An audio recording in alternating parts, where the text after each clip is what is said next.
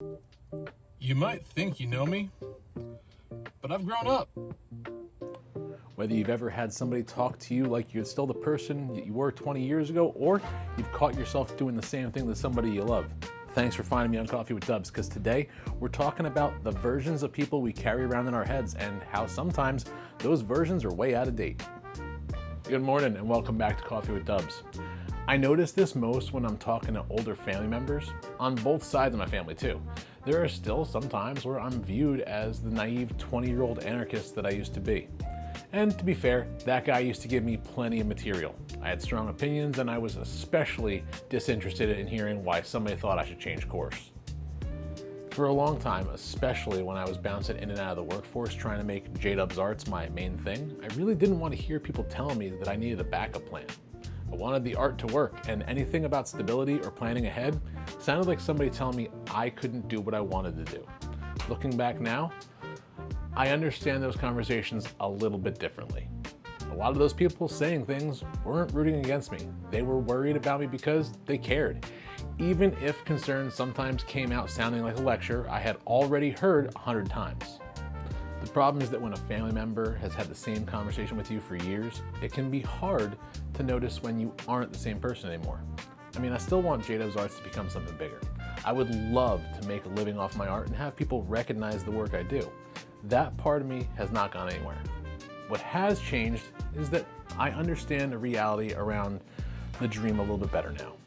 I didn't go to art school, and I don't have some deep background in business. Most of what I know came from doing the work, screwing things up, and getting better over time. I absolutely call myself an artist because that's what I am. But I also understand now that being good at making art and being good at turning it into a sustainable business aren't the same thing. And right now, people aren't beating down the doors trying to buy everything I make. That isn't me giving up. That's me looking at what is actually happening instead of what I wish was happening. I can still want the dream while understanding that I have a life that has to function whether somebody buys a painting this month or not. 20-year-old me probably would have heard that, thought I sold out. Current me thinks maybe I finally learned how to adjust without surrendering. But here's the part that keeps me from turning this whole episode into a speech about how everybody needs to update their picture of me. I do the same thing to my kids.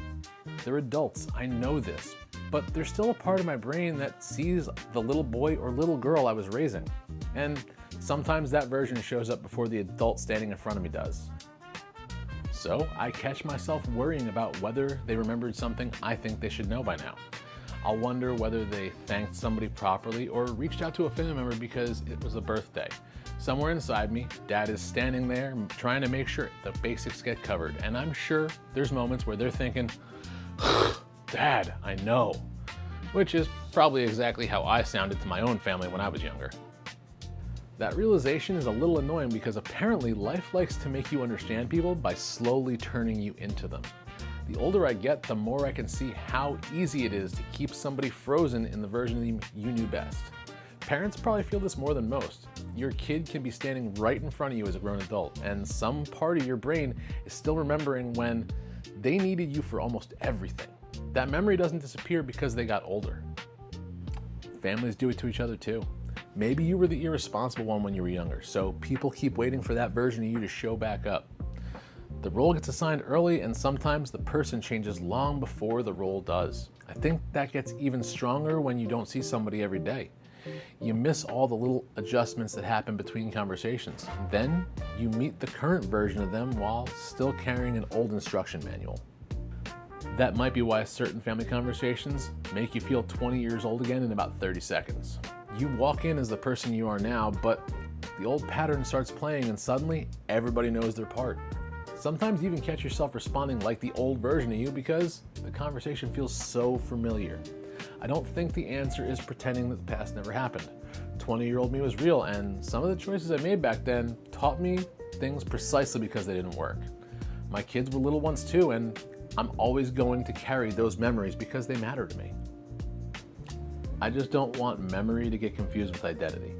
The person that somebody was is not necessarily the same person standing in front of you now, and I think that applies to ourselves too, because sometimes we're just as guilty of keeping an old version of ourselves alive long after it stopped fitting.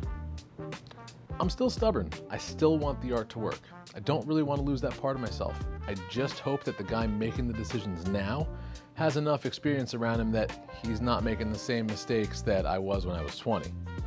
As with my kids, I'm trying to give them the same room. They're gonna make choices I wouldn't make, and that doesn't necessarily mean that I failed to teach them anything. It may just mean they're building their own versions of adulthood instead of copying mine. That's probably one of the strangest parts of loving somebody for a long time. You have to keep getting to know them because the version you remember is real, but it isn't the whole person anymore. So thanks for joining me on another Pour a Coffee with Dubs. Sometimes the people closest to us deserve a chance to show us who they are instead of constantly being compared to who they used to be. Until next time, maybe give somebody you've known forever a little room to surprise you. Now, I'm gonna go surprise my wife. I'll see you later. If she doesn't kill me. I'm out of here.